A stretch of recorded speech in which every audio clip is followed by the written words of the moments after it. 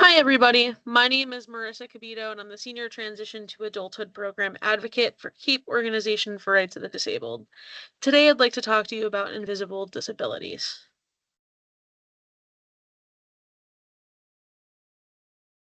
So, what is an invisible disability? An invisible disability is a physical, mental, or neurological condition that is not visible from the outside, but can greatly impact a person's movements, senses, or activities. Because the symptoms are oftentimes invisible, it can lead to misunderstandings, false perceptions, and judgments. Examples of invisible disabilities could be mental health conditions, including anxiety, depression, schizophrenia, personality disorders, obsessive compulsive disorder, autism and Asperger's syndrome, visual impairments or restricted vision, hearing loss, sensory and processing difficulties, cognitive impairment, including dementia, traumatic brain injury, or a learning disability, non-visible health conditions such as diabetes, chronic pain or fatigue, respiratory conditions, incontinence, and so much more. If your disability is not listed on the screen and you have an invisible disability, you might not see it here, and that's totally fine. These are just a couple examples of some invisible disabilities. So you might not see yours on here, and that's totally okay. There are so many more out there. Americans with Disabilities Act, the ADA, became a law in 1990. The ADA is a civil rights law that prohibits discrimination against individuals with disabilities in many areas of public life, including jobs, schools, transportation, and many public and private places that are open to the general public. So again, the Americans with Disabilities Act just protects these areas of life and makes it so that discrimination is not possible against those with a disability. Fun fact. Did you know that all disabilities are protected under the Americans with Disabilities Act?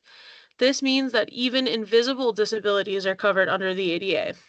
So, for example, I have type 1 diabetes. My job allows me to continuously check my insulin pump and CGM throughout the day and excuse myself when needed to address issues that arise with either of one of my devices. You should not say the following to someone with an invisible disability. You don't look disabled. You don't look or seem very sick. You are just overreacting. It's all in your head. It could always be worse. You seem fine, but you look all right to me. Why you should not say that. These are just assumptions that you are carrying and can come off as very rude, hurtful, or insensitive, even if that's not how you meant for it to come out.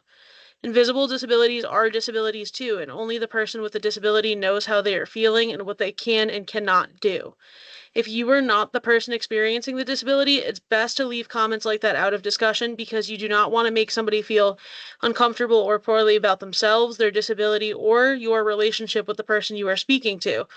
You could seriously hurt a family member or a friend or even a stranger just by saying something rude like that and not really knowing the situation.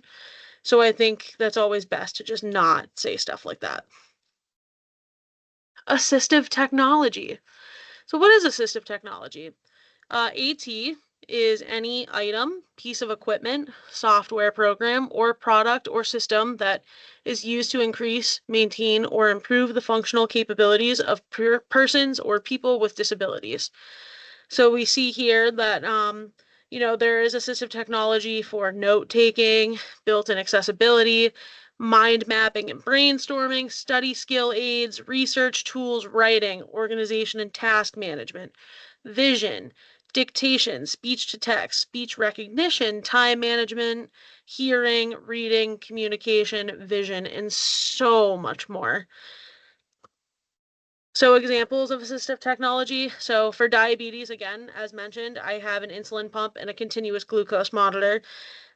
Hearing loss, you could have hearing aids. Sight loss, you could have contact lenses or glasses. And sleep apnea, there's CPAP machines and other devices that you can use, such as a mouth guard or mouthpiece to help you breathe throughout the night.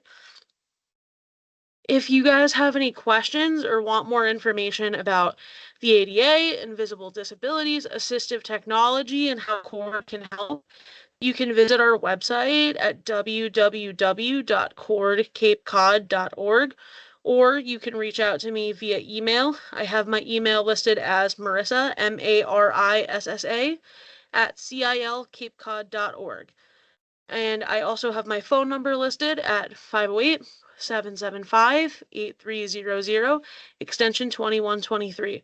I would be happy to give you more information on any of these topics or any topics that you guys might have questions about.